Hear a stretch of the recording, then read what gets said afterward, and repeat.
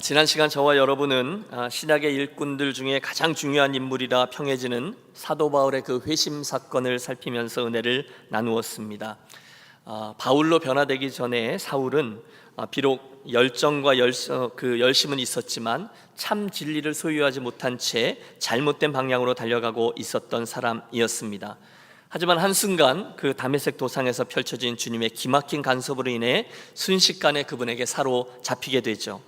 사울아 사울아 내가 어찌하여 나를 핍박하느냐, 주여 뉘시오니이까 나는 내가 핍박하는 예수라. 디아스포라의 한 사람이었던 사울은 바로 그날 주님과의 만남을 통해서 이후 기독교 역사상 가장 뛰어난 복음 전도자요, 목회자요, 선교사인 사도 바울로 변화됩니다. 기억하시죠? 대제사장의 공문을 지닌 채 의기양양하게 다메섹을 향하던 저가 갑자기 예수님의 그 밝은 빛과 영광 앞에 거꾸러집니다. 거의 폐인이 되어서 성 안으로 끌려 들어가죠. 그래서 지난 시간의 마지막 절인 9장 8절은 그 당시 사울의 형편을 이렇게 그려줍니다. 사울이 땅에서 일어나 눈은 떴으나 아무것도 보지 못하고 사람의 손에 끌려 다메섹으로 들어가서 사흘 동안을 보지도 못하고 먹지도 마시지도 아니하니라. 그날 예수님을 만나 거꾸러진 일의 대가는 처절합니다. 마치 요나가 그 물고기 뱃속에서 사흘 동안 고통하고 신음하면서 결국 자기의 인생을 하나님에게 조율했던 것처럼 사울도 그 다메섹 성 어딘가에서 사흘의 어둠을 통과하며 결국 자신을 주님께로 맞추었습니다. 그 변화의 정점에 오늘의 이야기, 이 아나니와의 만남이 자리하고 있는 거죠. 여러분, 틀림없습니다. 누군가가 주님을 만나면 사건이 해석됩니다. 그게 그래서 그랬구나, 그분이 간섭하신 것이구나, 사건이 해석돼요. 그 다음에는요, 사람을 만나게 되어 있습니다. 누군가가 내 삶에 들어오죠. 믿음의 선배일 수도 있고요, 또 목회자일 수도 있고요, 동력자일 수도 있습니다. 그게 하나님께서 행하신 일의 방식이에요. 오늘도 마찬가지입니다. 본문 10절을 보시면 그때의 다메섹에 아나니아라 하는 제자가 있더니 주께서 환상 중에 불러 이르시되 아나니아야 하시거늘 대답하되 주여 내가 여기 있나이다 하니, 핍박자였던 사울과 충돌하셨던 주님, 저로 하여금 가장 먼저 아나니아를 만나게 하십니다. 중책을 맡은 사람이죠. 초짜 예수쟁이 사울을 만나 위로하고 치유하여 결국 새로운 사명 앞에 서도록 돕는 일, 그게 아나니아가 해야 했던 일이었습니다. 우리는 그가 어디에 살고 있었는지를 압니다. 어디죠? 다메섹입니다. 여러분, 그 놀라운 일에 사용된 그 아나니아가 어디 출신이요? 다메섹. 다시 말해서 이스라엘의 이스라엘의 수도인 예루살렘이 아니라 저 지방 읍내교회 출신이었다는 거예요. 또 저가 직분자였냐? 아니요, 그는 그냥 평범한 그리스도인이었습니다. 그리고 그게 다입니다. 우리는 훗날 사도 바울이 22장쯤 갔을 때 그 자기의 회심 사건에 대해 간증하다가 아나니아를 이렇게 소개하는 소리를 들어요. 율법에 의하면 경건한 사람으로 거기 사는 모든 유대인들에게 칭찬을 듣는 아나니아라 하는 이. 여러분, 이게 성경이 그에 대해서 기록하고 있는 일의 전부입니다. 따라서 이 이야기는 우리들에게 이렇게 적용될 수 있습니다. 저와 여러분이 어디 사는가, 예루살렘인가 다메섹인가, 그건 별로 중요하지가 않다는 거예요. 남들에게 주목을 받는 직분을 받았는가 아닌가, 어떤 직업을 가졌고 어떤 집에 살며 어떤 차를 타는가, 여러분, 물론 사람들에겐 그게 중요하지만 하나님께는 별로 중요하지 않아요. 대신에 그분의 관심은 따로 있죠. 저가 경건한가, 할렐루야, 저가 칭찬 듣는 자인가. 다시 말해서 하나님은 우리의 무엇보다 우리들의 어떤 또는 어떤, 거기에 관심이 있으시다는 거예요. 특별히 그날 하나님은 이 사울에 대해서 그릇이라는 용어를 사용하시는데요, 그때조차도 이 그릇이 무슨 그릇이냐, 무엇이 아니라 그 그릇이 어떤 그릇이냐, 그 어떤에 더 관심을 두고 계세요. 디모데후서 2장의 말씀이 떠오르죠. 큰 집에 금그릇, 은그릇, 나무그릇, 질그릇 다 있지만 그러므로 그게 문제가 아니라는 거예요. 누구든지 이런 것에서 자기를 깨끗하게 하면 귀히 쓰는 그릇이 돼요. 무엇이 문제가 아니에요. 어떤이 문제라는 거예요. 그래서 지금 사용할 수 있는가 아닌가, 이게 중요하다는 것입니다. 따라서 오늘 저는 저와 여러분으로 하여금 있게 하신 곳, 이곳에서 아나니아처럼 저가 경건한지 아닌지, 깨끗한지 아닌지 그렇게 살아가다가 그분이 필요해서 딱 부르실 때에 그럼요, 즉시로 순종하며 나아가는 준비된 일꾼들이 되어지시기를 축복합니다. 지금 그분이 부르신 거예요. 주께서 환상 중에 일러 가라사대 아나니아야 하시거늘 주여 제가 여기 있나이다. 중요한 건 이겁니다. 아나니아는 준비되어 있었어요. 경건했어요. 주인이 쓰시기에 합당한 줄로 준비되고 있다가 딱 사인이 오자 바로 순종했다는 거예요. 우리도 그렇게 해야 될 것입니다. 이어지는 11절을 보세요. 주께서 가라사대 일어나 직가, 스트릿입니다. 직가라는 거리로 가서 유다의 집에서 5사람 사울이라 하는 사람을 찾으라. 그가 기도하는 중이니라. 그가 아나니아라 하는 사람이 들어와서 자기에게 안수하여 다시 보게 하는 것을 보았느니라 하시거늘. 여러분 재미있죠? 우선 이 아나니아에게 말씀하시고 지시하시는 하나님의 음성이 얼마나 디테일한지 보세요. 자세합니다. 가만히 있어봐. 이게 도대체 하나님이 이러라는 거야 저러라는 거야. 절대로 그분은 우리를 혼동스럽게 하지 않습니다. 구체적이에요. 가라. 어디로요? 직가라는 거리. 누구 집이요? 유다 사람 집. 누구를요? 사도 그 사람 5사람 사울을 만나라. 정확합니다. 또 그분이 당신의 환상을요 양쪽 모두에게 보여준다는 점도 흥미롭습니다. 아나니아에게 사울에게로 가라 말씀하시는 동시에 사울에게는 아나니아라는 사람이 와서 자기에게 안수하여 다시금 보게 하는 그 환상을 보여주셨어요. 13절 잠깐 아나니아가 반문하죠. 주여 이 사람에 대하여 내가 여러 사람에게 듣사온즉 그가 예루살렘에서 주의 성도에게 적지 않은 해를 끼쳤다 하더니, 말씀 중에 사울이라는 이름을 듣고 깜짝 놀란 거죠. 예? 사울이요? 아니 주님, 그 악질 사울 말입니까? 제가 듣기로는 그놈이 보통 놈이 아니라던데요. 이번에도 다메섹에 우리를 잡아 해하려고 왔던데요. 그때 주님의 단호한 대답입니다. 15절의 말씀 여러분 함께 읽으실까요? 주께서 이르시되 가라, 이 사람은 내 이름을 이방인과 임금들과 이스라엘 자손에게 전하기 위하여 택한 나의 그릇이라. 아멘. 여러분 지금 주님께서 아나니아에게 이렇다 저렇다 설명하지 않는다는 점을 주의하세요. 아니야, 걔 많이 변했어. 만나보면 알 거야. 내가 어떻게 좀 해주라. 그런 게 아니에요. 대신에 주님은요, 지금 누가 주인이고 누가 종인지, 누가 예수님이고 누가 아나니아인지를 확언하며 말씀하세요. 가라.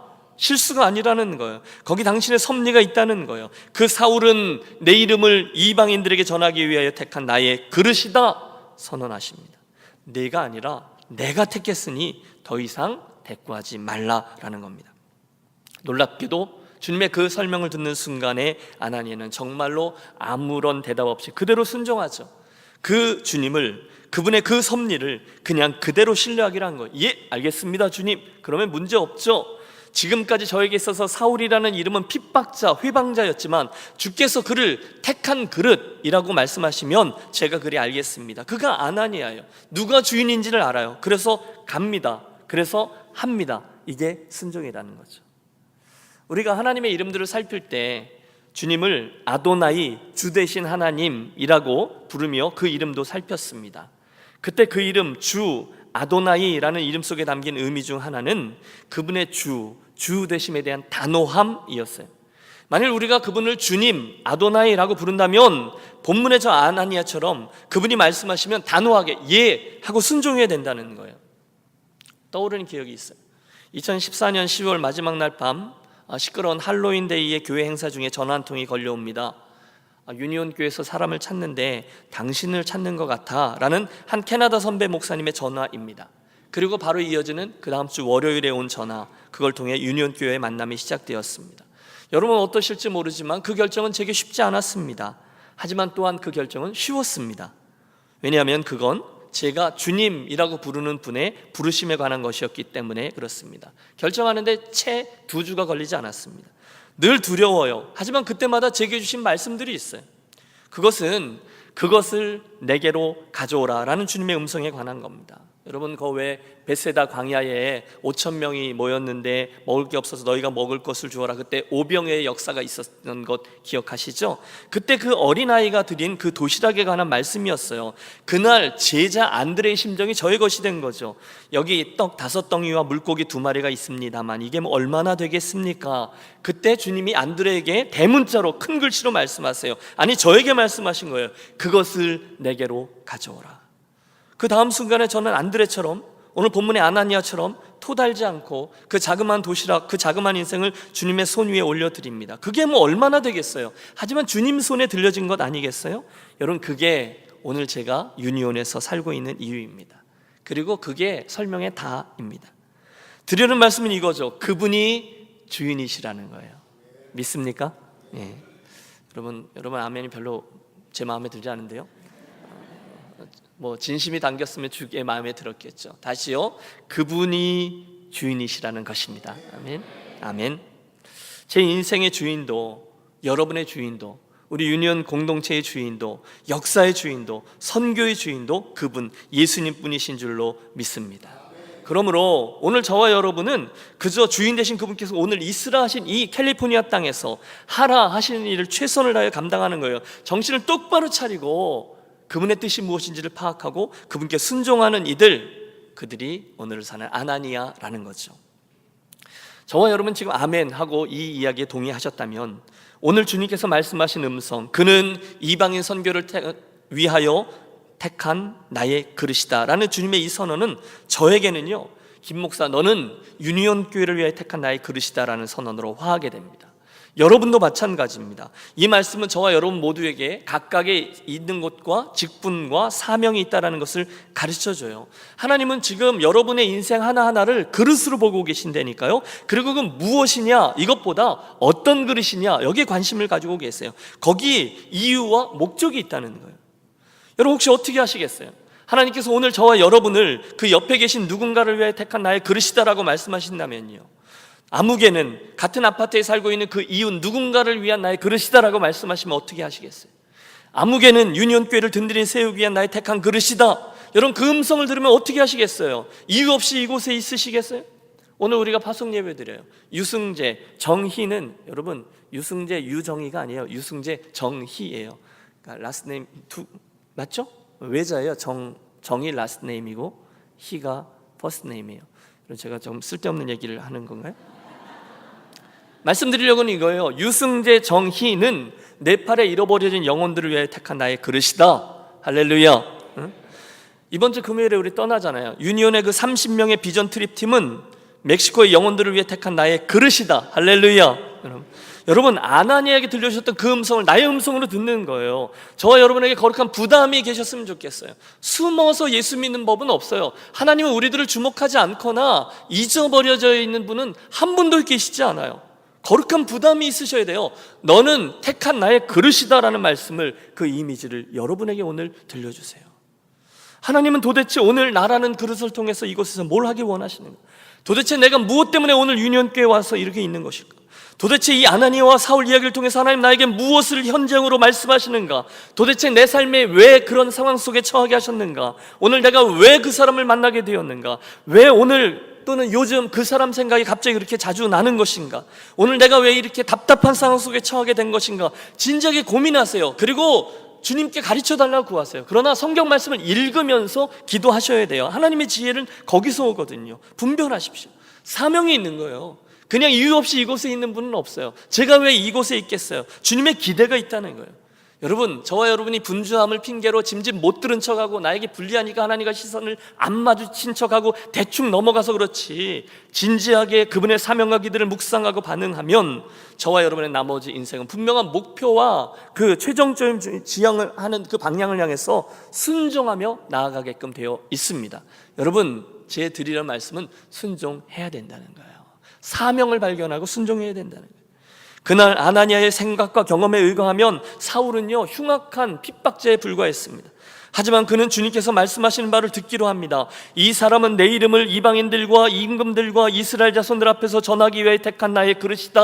하나님 말씀하시면 아 그렇구나 하고 정말로 그리를 가는 거예요. 그는 내 이름을 위하여 화와 고난을 겪을 사람이다 하면 그렇구나 그러고 가는 거예요. 우리는 아나니아에게서 그 순종을 봅니다. 아니 비단 아나니아뿐이 아닙니다. 바로 다음 장 10장에 보면 베드로 사도 이야기가 나옵니다. 기도한 중에 하나님의 환상을 보고 음성을 들어요. 하늘에서 보자기 하나가 내려오는데 보자기 안에 보니까 율법에 이야기하는 부정한 음식들, 부정한 짐승들이 가득 들어있어요. 먹으라 말씀하세요. 못 먹습니다. 저는 어렸을 때부터 이런 거 안 먹습니다. 제가 유대인인 거 잊었어요. 하나님, 베드로가 거절하죠. 그런데 하나님 말씀하세요. 내가 거룩하다 한 것을 내가 거룩하지 않다 하느냐? 결국 베드로는 그 방향으로 순종하고 그를 불러 있게 하신 자리, 그곳에 이방인 고넬료 가이사라까지 가서 이방인의 집으로 들어가. 여러분, 이건 천지가 개벽할 만한 유대인의 일이에요. 이방인 집에 들어가 복음을 전합니다. 왜? 순종이니까요. 바울도 그랬어요. 실은 그가 복음을 들고 아시아를 향해 나아가고 있었어요. 북쪽으로 가도 주의 영이 막으시고 남쪽으로 가도 주의 영이 막으세요. 그래서 계속 전진하다 보니까 아시아의 끝에 갔어요. 그날 밤에 환상 중에 마게도냐 사람이 꿈에 그를 부르죠. 건너와서 우리를 도우라. 그러자 순종합니다. 드리는 말씀은 이겁니다. 그들은 모두 다 자기들의 생각과 계획과 경험과 판단보다 그곳에 들려주신 주님의 음성과 뜻에 순종했다는 거예요. 여러분, 분명히 우리들에겐 경험이 있습니다. 상식이 있습니다. 상황이 있습니다. 그런데 그런 것하고 조금 핀트가 맞지 않지만 좀 버거운 도전을 성령께서 주셨어요. 그때 사랑하는 여러분, 저와 여러분의 뜻을 꺾고, 이게 어려워요. 그러나 뜻을 꺾고 저와 여러분의 경험을 뒤로 하고 심각하게 그 음성에 따를 수 있는 수준의 성도들과 교회가 되어지시기를 축복합니다. 순종입니다. 그래서 순종하는 아나니아의 동선을 따라가 보시죠. 17절, 아나니아가 떠나 그 집에 들어가서 그에게 안수하여 이르되, 형제 사울아, 주 곧 내가 오는 길에서 나타나셨던 예수께서 나를 보내어 너로 다시 보게 하시고 성령으로 충만하게 하신다 하니. 여러분, 그 장면 한번 그려보세요. 참 감격적인 장면 아닙니까? 아나니아가 즉각적으로 순종해서 갔어요. 그 사울은 예수 믿는 자를 핍박하는 자라 하던데요 했지만 주님께서 가라, 내가 택한 그릇이다 하니까 예 하고 아나니아는 벌써 그리로 갔어요. 그런데 더 감격스러운 게 뭔지 아세요? 그 사울을 처음 보자마자, 여러분 안 봐도 뻔하지 않겠어요? 다메섹 성 어딘가에 그 컴컴한 집안 어디에서 거의 폐인이 되어져 있는 그 사울을 딱 만나자마자 아나니아가 저를 어떻게 부릅니까? 뭐라고 불러요? 형제 사울아, 이렇게 부릅니다. 여러분, 만약에 성령의 인도하심이 아니었다면, 그래서 아나니아가 지금 그를 그냥 만났더라면 그때 나올 만한 이야기는 이런 거죠. 야, 이 못된 놈 사울아, 이렇게 나오지 않았겠어요? 이 왼수 같은 놈아, 이게 맞아요. 그러나 한순간 아나니아는 그 사울이라는 인생 위에 걸쳐져 있는 우리 하나님의 뜻과 부르심과 섭리를 본 거예요. 그러자 그 호칭이 뭘로 바뀌어요? 형제 사울아, 이렇게 된 거죠. 간단합니다. 아나니아가 그 사울 자체가 아니라 사울 위에 있는 주님의 은혜와 섭리를 보았기 때문이에요. 여러분, 혹시 오늘 믿음의 길을 걸으시는데 여러분 주변에 혹시예요? 야, 이 못된 인간아, 이렇게 부를 만한 그런 분이 계실지 모르겠어요. 여러분이 잘 못하니까 제가 대신 해드리는 거예요. 여러분의 눈 밖에 난 형제나 자매 있으십니까? 여러분, 그분들이 왜 여러분의 마음에 안 들죠? 내가 원하는 대로 그분들이 반응하지 않기 때문에 그렇잖아요. 그분들이 왜 그렇게 밉보였죠? 내가 원하는 대로 행동하지 않고 내가 기대하는 대로 움직이지를 않으니까 이 왼수 사울아가 된 거예요. 그런데 여러분, 이 아침 우리가 주님의 이름으로 그날 아나니아의 시각을 좀 갖게 되셨으면 좋겠어요. 그 형제와 그 자매를 향한 하나님 아버지의 시선과 뜻을 한번 의식해 보십시오. 주님으로부터 저와 여러분이 내가 그렇게 존귀한 대접을 받았던 것처럼 그 형제도 그 자매도 주님께 그런 대접을 받고 있는 존재라는 것을 기억하십시오. 여러분, 저와 여러분이 가진 잣대를 통해서 그들을 판단하고 미워하고 힐난하고 이 원수 사울아라고 부르신다면 여러분 분명히 아세요. 그분들은요, 나에게 주신 주님의 사랑과 은혜를 똑같이 받으신 분들이에요. 그분 한 분을 위해서 예수님께서 피 흘리고 용서하신 존귀한 분이라는 거예요. 주님이 저를 나의 부족함에도 불구하고 용납해 주셨잖아요. 똑같이 그 형제도 그 자매도 그 부족함에도 불구하고 용납받은 존재예요. 그렇다면 우리들이 가져야 될 호칭은 이 왼수가 아니라 브라더가 돼야 된다는 거죠. 원수 사울아가 아니에요, 형제 사울아입니다. 사랑하는 여러분, 인정하시죠? 이미 특별한 은혜로 구속함을 받은 저와 여러분에게는 누군가를 용서하고 말고 할 옵션이 없는 줄로 믿습니다.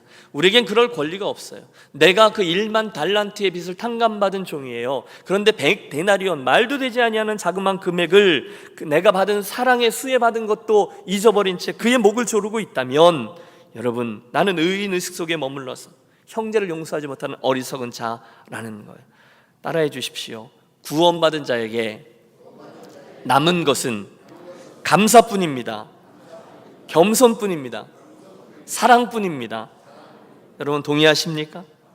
의인의식에 빠지지 마십시오. 의인의식에 빠진 사람들의 결국은 교만뿐입니다. 주님 절대 기뻐하지 않으세요. 그러다 보면 다른 이들을 내가 원하지 않는 대로 나에게 반응하면 원수 사울아라고 부를 수 있어요. 그러나 그 주님을 향한 사랑과 섭리를 보면, 그 형제를 보면 우리는 그를 형제 사울아라고 부를 수 있게 되는 거죠. 그리고 나서 아나니아가 기도하잖아요. 형제 사울아, 주 곧 내가 오는 길에서 나타나셨던 예수께서 나를 보내어 너로 다시금 보게 하시고 성령으로 충만하게 하신다 하니, 그때 18절입니다. 즉시 사울의 눈에서 비늘 갇힌 것이 벗어져 다시 보게 된지라. 일어나 세례를 받고 19절 음식을 먹음에 강건하여 지니라. 여러분, 아나니아가 형제 사울에게 안수하여 기도할 때 저가 변화되죠. 성령이 충만하죠. 그때 저의 변화를 상징하는 희한한 물리적인 현상이 하나 벌어져요. 뭡니까? 그의 눈에서 비늘 같은 것이 벗겨져 다시 보게 되었다는 거예요. 글쎄요, 저는 그게 뭔지 모르겠어요. 뭐 콘택트 렌즈 같은 게 이렇게 벗겨졌는지 그건 모르겠어요. 하얀 게 벗겨졌는지. 그러나 그 현상 있잖아요. 비늘 같은 것이 벗어진 이 현상을 이렇게 해석될 수 있다라고 보는 거죠. 즉 거기에 지금껏 그 사울로 하여금 보지 못하도록 하는 뭔가가 있었다는 거예요. 물론 육신의 눈은 뜨고 있죠. 하지만 정말로 꼭 보아야만 될 것을 보지 못하게 했던 무언가, 가장 중요한 진리 뭐죠? 예수 그리스도, 그분이 메시아다라는 복음을 보지 못하게 했던 비늘이 있었는데 성령이 임하게 되면서 그 비늘이 한순간 벗겨져요. 그가 변해요. 보는 관점이 바뀌어요. 인생의 고백이 달라져요. 나중에는 내가 이 모든 것들을 배설물과 같이 여기고 버린다 그랬는데 그 이유는 내 주 예수 그리스도를 아는 지식이 가장 고상함을 인함이라. 할렐루야. 뭔가가 바뀐 거예요. 눈이 바뀌었어요. 오늘도 너무 많은 사람들이 가려져 있는 육신의 그 비늘 때문에, 편견이라는 비늘 때문에, 교만이라는 비늘 때문에 우리 삶에 허락하신 하늘의 축복을 보지 못하고 있을 때가 많아요. 우리의 편견 때문에. 여러분 잘 들어보세요. 저와 여러분의 편견 때문에 우리 교회에 쏟아지고 있는 하늘의 축복을 알아채지 못할 수도 있어요. 심령들이 변화되고 주의 은혜를 더 사모하고 주님 어떻게 좀 뭘 좀 해주세요, 더 큰 은혜 주세요, 가난한 심령들이 있게 되고 그런 하나님의 역사를 보지 못할 수가 있어요. 그러면 억울한 일이라는 거예요. 여러분, 주께서 행하시는 일을 보지 못한다, 얼마나 끔찍한 일입니까? 그런 이들에게 혹시 이 아침 주의 영이 임하여 우리 눈의 비늘들을 벗겨주시기를 소원합니다. 축복합니다. 여러분, 우리들이 엉뚱한 것이 아니라 한 영혼이 얼마나 귀하다는 사실을 볼 수 있게 되시기를 축복합니다. 여러분, 목사 눈에 비늘이 벗겨져서 여러분 한 분 한 분이 저 앞에 얼마나 귀한 분이라는 것을, 여러분 눈에 비늘이 벗겨져서 저 앞에 있는 목사가 얼마나 귀한 존재라는 것을 보게 해주시기를 소원합니다. 내 옆에 계신 분, 그분이 얼마나 귀한 분인지, 오래전에 우리 교회를 세워주신 올드 멤버들의 귀함을 보실 수 있게 되시기를 축복합니다. 또 근간에 요 근래에 새롭게 한 가족으로 조인하신 새 가족들의 소중함도 보게 되시기를 소원합니다. 여러분, 오늘 아무래도 여러분의 아멘이 여러분 우리 좀 열심히 하시죠. 예? 열심히 하시죠. 다시 하죠. 제일 마지막 부분만. 우리 교회를 세우시고 여기까지 아름답게 세워오면서 수고했던 올드 멤버들의 귀함을 보게 해주시기를 축복합니다. 동시에 주께서 요 근래에 우리 교회에 새롭게 보내주신 귀한 새 가족들도 볼 수 있는 눈도 허락해 주시기를 축복합니다. 내 눈을 열어 주의 법에 기이한 것을 보게 하옵소서. 시편 기자의 고백이죠. 우리의 것이 되어야 돼요. 그 놀라운 일이 사울에게 일어나는 거예요. 여러분, 눈에 비늘이 벗겨졌어요. 그러자 사흘 동안 보지도 못했고 식음을 전폐했던 사울이 다시 일어나 볼 걸 보고 다시 음식을 먹고 강건하여지고 회복됩니다. 같은 사람이에요. 하지만 이제는 이유가 바뀌었습니다. 같은 사람이에요. 먹는 이유도 바뀌었어요. 전에는 핍박하기 위해 먹었어요. 하지만 이제는 그 예수 그리스도를 전파하기 위해 먹습니다. 놀라운 변화예요. 어떻게 하냐고요? 여러분, 이어지는 말씀은 이렇게 돼 있어요. 사울이 다메섹에 있는 제자들과 함께 며칠 있을 새 즉시로, 뭐라고요? 즉시로 각 회당에서 예수의 하나님의 아들이심을 전파하니 듣는 사람이 다 놀라 말하되 이 사람이 예루살렘에서 이 이름 부르는 사람을 멸하려던 자가 아니냐, 여기 온 것도 저희를 결박하여 대제사장들에게 끌어가고자 함이 아니냐 하더라. 사울은 힘을 더 얻어 예수를 그리스도라 증언하여 다메섹에 사는 유대인들을 당혹하게 하니라. 아멘. 오늘 이야기는 이렇게 해피엔딩으로 끝납니다. 여러분, 이 설교하는 목사의 소원이 뭐가 있겠습니까? 저는 저와 여러분의 입술에서 이것처럼 변화된 사울처럼 예수님에 대한 이야기들이 마구 터져나오게 되시기를 바랍니다. 베드로의 권면을 잘 들으세요. 너희 마음에 그리스도를 주로 삼아 거룩하게 하고, 네. 하지만 그 다음을 보세요. 너희 속에 있는 소망에 관한 이유를 묻는 자들에게는 대답할 것을 항상 예비하되 그랬어요. 그분이 누구인지를 말할 준비를 하고 있으라는 거예요. 항상 예비하라는 거예요. 내가 주님을 만났는데 그분은 나에게 음성으로, 나에게 밝은 빛으로 오셨어. 그분은 진짜 메시아가 맞아. 사울이 지금 그 이야기를 하고 있는 거예요. 내가 그 예수를 만났어요. 그 결과 듣는 사람들이 다 놀라 입을 벌립니다. 아니, 저자는 사울 아닌가? 얼마 전까지만 해도 예수쟁이들 잡아가던 그가 어떻게 된 거야? 그 예수를 전하다니 깜짝 놀랍니다. 왜요? 진짜를 만난 사울을 보았거든요. 그는요, 그 열정 그대로 이제는 예수 그리스도를 전하기 시작합니다. 마지막 절을 보세요. 사울은 힘을 더 얻어 예수를 그리스도라 증명하여 다메섹에 사는 유대인들을 당혹하게 하니라. 여러분, 저와 여러분의 입에서 변화된 사울처럼 계속해서 예수님의 이야기가 터져나오게 되시기를 바랍니다. 김 목사 그러면 그분 입만 열면 예수님 이야기하는 목사님, 이렇게 되었으면 좋겠어요. 여러분의 가정 그러면 그 가정 사람들이 만나서 자기네 식구들끼리 모이면 그렇게 예수님 이야기를 하면서 지낸다며 그러면 좋겠어요. 유니온교회 식구들 그러면 유니온교회 그러면 그 교회 성도들은 만나면 예수님을 이야기하고 은혜를 나누고 간증하고 그러면 그런 교회라며 그렇게 소문나게 되었으면 좋겠습니다. 아멘. 여러분, 어제도 사랑팀들 갔는데 그런 간증들이 있는 거잖아요. 주께서 주신 기도 제목들과 간증들을 나누고 또 그 은혜를 나누는 모임들, 그게 초대교회요, 또 초대교회 성도들의 특징인 거죠. 사도행전 강의 17번째 시간, 여러분 아나니아와 사울과의 만남에 대한 말씀을 준비하면서 제 안에 그런 톤이 생겼어요. 아나니아가 그 사도 바울에게 사울이 바울 되는데 너무 놀라운 축복의 통로가 된 거 아니에요? 그리고 나서 그 축복의 통로가 또 바뀌어서 사도 바울이 이방인들에게 그런 축복의 통로가 된 것 아니겠어요? 이것처럼 내가 우리 유니온 교회 식구들에게 그런 축복의 통로가 되었으면 좋겠다라는 소원이 말입니다. 저는 진심이에요. 저의 섬김을 통해서, 저의 사역을 통해서, 저의 목회를 통해서 여러분들이 그 주님을 더 만나고 더 알게 되고 그분의 은혜를 누리게 되었으면 좋겠습니다. 저에게 주신 이 설교의 시간들을 통해서 여러분에게 주시는 하나님의 음성이 들려지는 그런 축복의 통로가 되었으면 좋겠습니다. 저를 보시면서 하나님은 참 사랑이셔, 하나님이 그 사랑으로 나도 사랑하셔 보게 되셨으면 좋겠습니다. 동시에 저는 여러분들도 밖에 나가셔서 여러분 처하게 된 상황 속에서 가정에서 주변 사람들에게 똑같은 축복의 통로가 되어지시기를 축원합니다. 여러분의 주변 계신 분들이 여러분을 보면서 그 아나니아처럼 예수님에 대해서 알게 되어지고 또 변화되어지고 성령 받게 되고 축복의 통로가 되어지는 것들을 여러분을 통해서 보게 되기를 원합니다. 그런 교회, 여러분 우리가 초대교회와 성도들을 살피면서 계속 찾는 게 한 가지씩 찾는 게 그거잖아요. 초대교회 성도들과 교회의 원형적인 특징이 뭐냐는 거예요. 오늘은 우리가 그것을 찾는 거죠. 그 축복의 통로가 계속해서 재생산되는 거죠. 이게 특징이에요. 하나님, 우리 유니온교회 성도들과 교회가 본문의 아나니아처럼 사람을 살리고 회복하고 사명자로 세우는 사명을 잘 감당하는 교회가 되게 해 주시옵소서. 이 놀라운 은혜가 저의 것과 여러분 것과 우리 교회의 것과 우리 오늘 파송하는 유승재 정희 선교사님 가정과 또 이번 주말에 움직이는 30명의 멕시코 비전 트립 멤버들이 되어지시기를 우리 주 예수 그리스도의 이름으로 축원합니다.